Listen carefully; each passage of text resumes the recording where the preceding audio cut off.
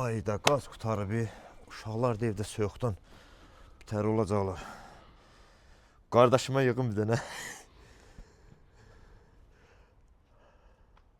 Alo, nətərsən qaqam? Nə var, nə yox? Canbaşı nətərdir? Sağ ol qaqam, sağ ol. Mamacıl nətərdir? Mamacıl da yaxşıdır. Ay, yaxşı olsun. Ha, qulaq as qaqam, bir dənə mən 5 manat pul atdı, qaz qutarıb, evdə uşaqlar soyuqdan ölür. Ya valla kartımda pul yoxdur. Ha, eybi yox, yaxşı, yaxşı. Bacım. Alo, bacı nətərsən? Qulaq as, gör nə deyirəm. Mənə 5 manat pul ata bilərsən kartıma, qaz qutarıb. Allah evdə qonaqlar var, sonra danışarıq. Oyda ad boy verdi, niyə? Əmioğluya zəngiliyim. Bu nömrəyə zəng çatmır. Telefon ya söndürür. Oyda, əmioğluya da zəng çatmır. Mən neyniyəcəm, ay Allah.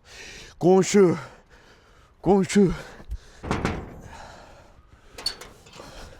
Haycan, qonşu, Nətərsən qonşu, nə var, nə nə yox? Allah köməyin Oruç olsun. bayramında mübarək olsun. Sağ ol, Allah razı Nətərsiz? olsun. Gör nə deyirəm qonşu. Hacan. Nə olar qurban olum, utanıram deməyə bunu sənə. De görüm, nə olub ki? 5 manat mənə pul lazımdır. Neyinsən 5 Qazımız qutarıb, uşaqlar da evdə donur. Can, ay qonşu. Ay, Allah'ın mən dostu. saat deməmişəm ki. Qaytaracam amma Allahın dostu. Ay, narahat olma. Mən sənə həmişə demişəm ki, uzaq qohumluğundusa, yaxın qonşu yaxşıdır. Nə lazım oldu, qaqam?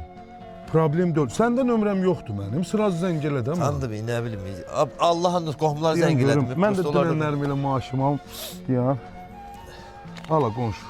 Götür. 100 manat. Çox oldu, qonşu. Qoy olsun, get qazı polunu vur, evinə də oruçluqdur, bazarlığını elə. Yəni, bütün tələbatlarını gör də oradan. Başqa nəsə lazımdır, geyim gətirim tez. Yox qonşu, öpürəm səni.